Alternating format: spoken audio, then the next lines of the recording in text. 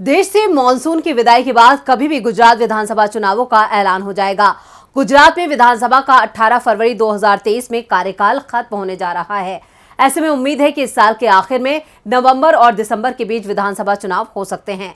चुनावों की तैयारियां निर्वाचन आयोग ने शुरू कर दी हैं, तो राजनीतिक दल भी इसके लिए तैयार हैं। लगभग 2.5 दशक से गुजरात में बीजेपी की सरकार है, लेकिन बीजेपी के इस अवैध गढ़ में अब कांग्रेस ने सेंधमारी की तैयारी कर ली है। सेंध तो कांग्रेस ने 2017 में ही लगा दी थी, लेकिन बीजेपी को सरकार बनाने से नहीं रोक पाई। लेकिन इस बार कांग्रेस की पुख्ता तैयारी है। पिछली बार जो चूक हो गई थी, उस पर भी पार्टी ने विशेष ध्यान दिया है। नमस्कार, मैं हूं परवीन शेख। आप सभी का हमारी स्पेशल रिपोर्ट में बहुत बहुत स्वागत है। तो कैसे कांग्रेस ने कर ली है गुजरात जीतने की तैयारी, बताएंगे इस स्पेशल रिपोर्ट में।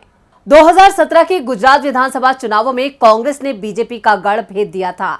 सिर्फ सूरत और अहमदाबाद शहर में कांग्रेस के कमजोर प्रदर्शन के चलते बीजेपी सत्ता बचाने में कामयाब रही। अगर इन दोनों में से एक भी शहर में कांग्रेस ने अच्छा प्रदर्शन किया होता, तो बीजेपी की जगह कांग्रेस सत्ता में होती। चुनावों से पहले कांग्रेस के पास 43 सीटें थी, जो बढ़कर 77 हो गई, जबकि बीजेपी 115 से घटकर 99 पर आ गई। 2017 में गुजरात चुनाव में कांग्रेस के लिए अशोक गहलोत ने रणनीति तैयार की थी और 2022 के विधानसभा चुनाव के लिए भी पार्टी ने गहलोत के हाथ में ही कमान सौंप दी है। कांग्रेस को पता है कि गुजरात में उसका मुकाबला पीएम मोदी और गृह मंत्री अमित शाह की जोड़ी से है। गहलोत गुजरात विधानसभा चुनाव में एक बार फिर मोदी अमित शाह का खेल बिगाड़ सकते हैं। कांग्रेस ने गहलोत की सलाह पर ही रघु शर्मा को गुजरात का प्रभारी बनाया है। गहलोत के कहने पर ही गुजरात के 37 पर्यवेक्षकों में से 23 पर्यवेक्षक राजस्थान से हैं। गुजरात विधानसभा चुनाव के लिए कांग्रेस ने गहलोत को खुलकर फैसले लेने की छूट दे दी है। यहां तक कि टिकट वितरण में भी गहलोत की सिफारिश को सबसे ज्यादा अहमियत देने के संकेत दिए हैं।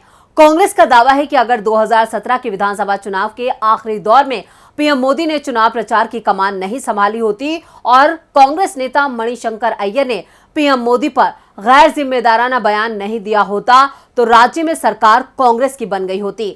2017 में जिस समय गुजरात विधानसभा चुनाव के लिए प्रचार जोर शोर से चल रहा था, तब मणिशंकर अय्यर ने पीएम मोदी को नीच इंसान बता दिया था, जिसके बाद पीएम मोदी ने कांग्रेस नेता के बयान को गुजरातियों के अपमान से जोड़ दिया था। ऐसे में इस बार कांग्रेस किसी भी तरह की गलती करने को तैयार नहीं है, जिस वजह से बीजेपी की चिंता बढ़ गई है। गुजरात विधानसभा चुनाव से पहले कांग्रेस ने बड़ा दांव खेला है। कांग्रेस की अंतरिम अध्यक्ष सोनिया गांधी ने गुजरात प्रदेश कांग्रेस कमेटी के कार्यकारी अध्यक्षों की नियुक्ति को लेकर एक प्रस्ताव को फौरन मंजूरी दे दी। गुजरात की सियासी जंग जीतने के लिए कांग्रेस ने सूबे में 7 कार्यकारी अध्यक्ष नियुक्त किए हैं, जिसमें दलित, ओबीसी, पटेल, क्षत्रिय और मुस्लिम समुदाय के नेताओं को जगह दी गई है। कांग्रेस कार्यकारी अध्यक्ष के जरिए गुजरात में अपने पुराने सोशल इंजीनियरिंग के फार्मूले से 2022 के विधानसभा चुनाव को जीतने की रणनीति बनाई है। आदिवासी समुदाय से आने वाले विधायक सुखराम रठावा को गुजरात विधानसभा में नेता प्रतिपक्ष कांग्रेस ने बना रखा है, तो ओबीसी समाज से जगदीश ठाकुर के हाथों में गुजरात कांग्रेस की कमान है। वहीं विधानसभा चुनाव से ठीक पहले कांग्रेस नेतृत्व ने गुजरात में 7 कार्यकारी अध्यक्ष नियुक्त किए हैं।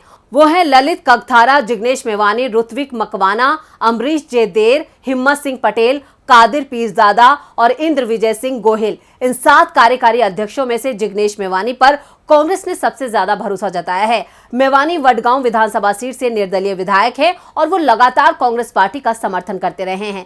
जिग्नेश मेवानी कांग्रेस के लिए कितने अहम है, ये इससे समझा जा सकता है कि वो कई बार राहुल गांधी के साथ मंच भी साझा कर चुके हैं और पार्टी नेताओं के साथ प्रेस कॉन्फ्रेंस में भी दिखते हैं। लेकिन मेवानी अभी तक कांग्रेस पार्टी के सदस्य तक नहीं हैं। उन्होंने पिछले साल सितंबर में कन्हैया कुमार के कांग्रेस में शामिल होते समय कहा था कि मेरा पूरा समर्थन कांग्रेस पार्टी के साथ है, लेकिन आधिकारिक तौर पर पार्टी की सदस्यता नहीं ले सकता हूं। इसके लिए दल बदल विरोधी कानून का हवाला देते हुए मेवानी ने कहा था कि वो निर्दलीय विधायक है और अगर कांग्रेस की सदस्यता लेते हैं तो उनकी विधायकी खत्म हो जाएगी।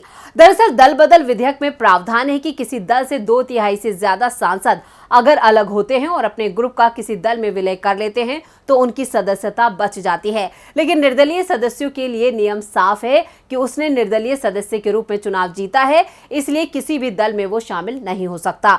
और इसी नियम के चलते मेवानी ने कांग्रेस की सदस्यता नहीं ली, लेकिन अब कांग्रेस ने मेवानी को कार्यकारी अध्यक्ष बना दिया है। जिग्नेश मेवानी ने भरोसा जताने के लिए कांग्रेस अध्यक्ष सोनिया गांधी और राहुल गांधी का आभार जताते हुए कहा कि वे कांग्रेस पार्टी के हितों की रक्षा के लिए कोई प्रयास बाकी नहीं छोड़ेंगे। उन्होंने ट्वीट किया, मैं कांग्रेस अध्यक्ष सोनिया गांधी जी, राहुल गांधी जी, केसी वेणुगोपाल जी और जगदीश ठाकुर जी को धन्यवाद देता हूं कि मुझे गुजरात कांग्रेस के कार्यकारी अध्यक्ष की जिम्मेदारी देने में विश्वास जताया। मैं कांग्रेस पार्टी को आगे बढ़ाने और इसके हितों की रक्षा में कोई कमी नहीं छोड़ूंगा। गुजरात विधानसभा चुनाव से पहले 37 पर्यवेक्षकों और 7 कार्यकारी अध्यक्षों की नियुक्ति ये बताने के लिए काफी है कि ये रणनीति बीजेपी पर भारी पड़ने वाली है। गुजरात विधानसभा चुनाव से पहले कांग्रेस ने सभी 26 संसदीय क्षेत्रों में पर्यवेक्षकों की नियुक्ति कर दी है। विभिन्न राज्यों के विधायकों समेत कुल 37 नेताओं को पार्टी के काम के लिए तैयार किया गया है। नेता ज्यादातर राजस्थान, महाराष्ट्र और मध्य प्रदेश से हैं।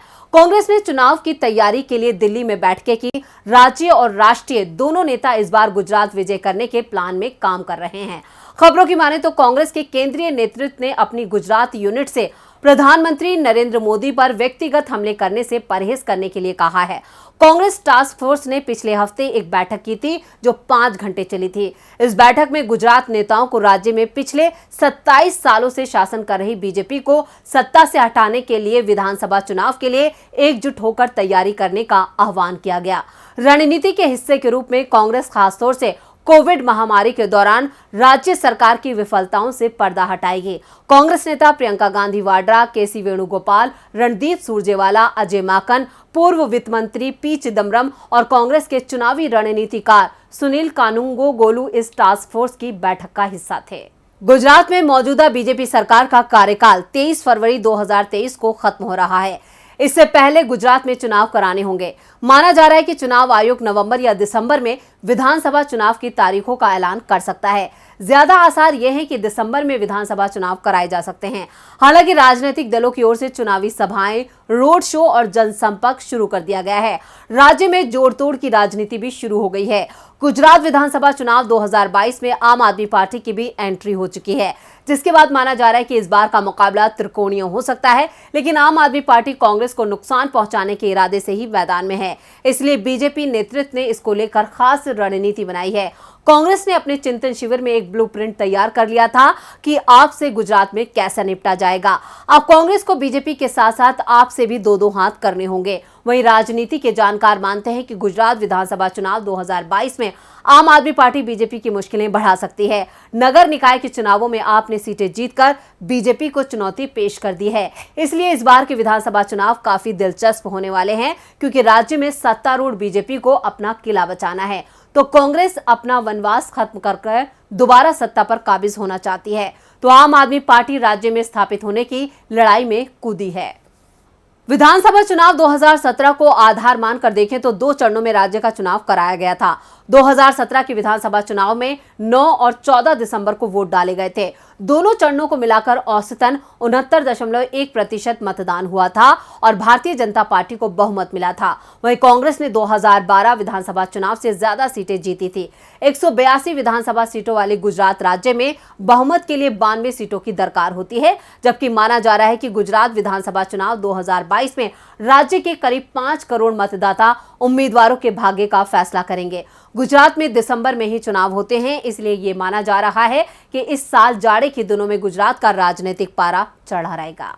तो ये थी हमारी स्पेशल रिपोर्ट। आपको हमारा ये वीडियो कैसा लगा, नीचे कमेंट बॉक्स में अपनी राय जरूर दें और इस वीडियो को ज्यादा से ज्यादा लाइक करें और शेयर करें। देखते रहिए डीबी लाइव। नमस्कार।